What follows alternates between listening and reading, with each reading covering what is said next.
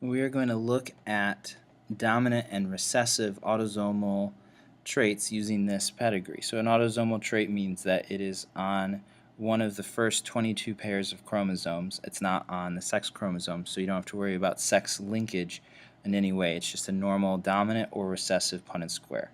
So let's take a look at a pedigree where we're looking at a dominant Punnett square. So let's say we have a trait. It could be a disease like Huntington's or any sort of trait.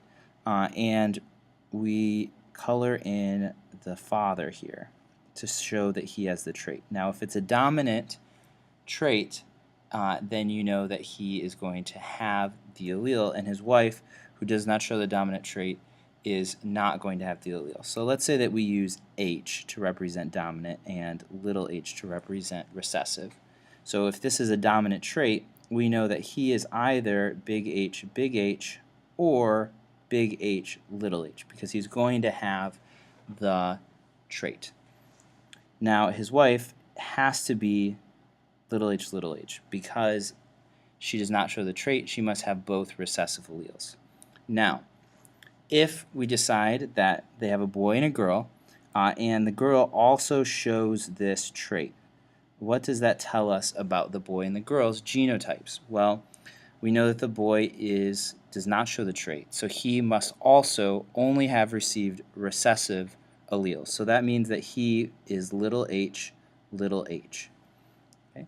Now what that tells us is about the father. It tells us that the father must be heterozygous.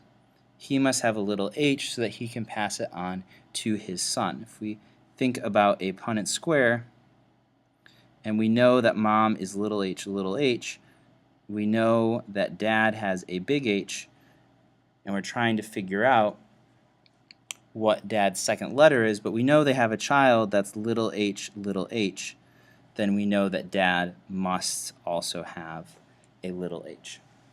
Now, the daughter here, we can also figure out. We know that she shows the trait, so she must have the big H. But we know that mom could only give her the little h. So mom must have the little h. Now let's say that she gets married to a man that also shows the trait. And they have 3 daughters. And the first 2 show the trait, but the third does not show the trait. What can we infer about the dad or the daughters in this case? Well, we know the third daughter doesn't have the trait, so she must be little h. If she received 2 h's, it's just like the son from the second generation. That means dad must have a little h. So both parents are heterozygous, big H, little h. Now, because they're both heterozygous, it means we can't actually say for sure what the first 2 daughters are based on the information that we have.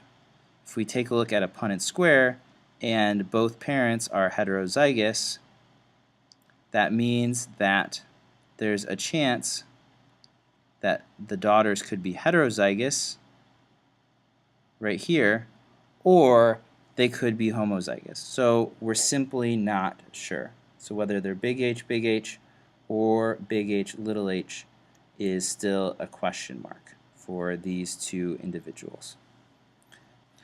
Now let's take a look at the same Punnett square, but if the trait was recessive.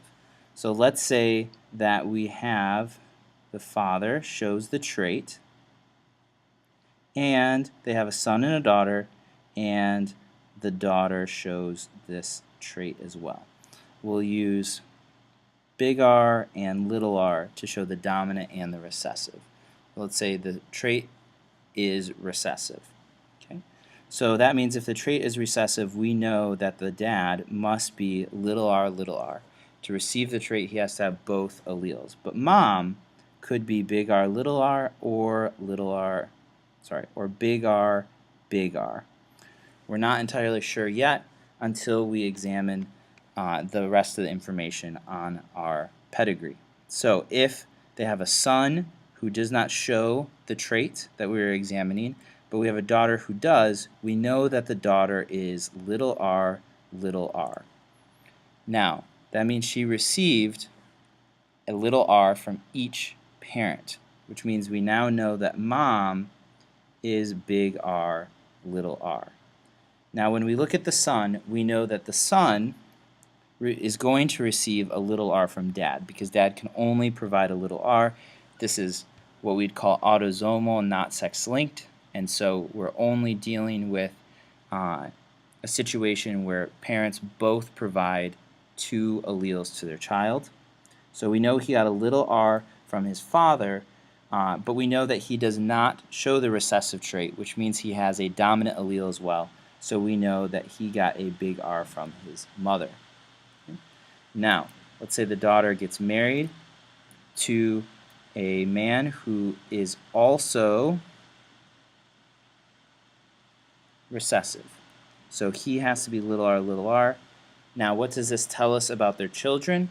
Well, it tells us that the only alleles they can give to their child is little r. So all three of their daughters are going to show the trait because that is the only allele option that can be provided to their child. Okay? And that would be a recessive Punnett square.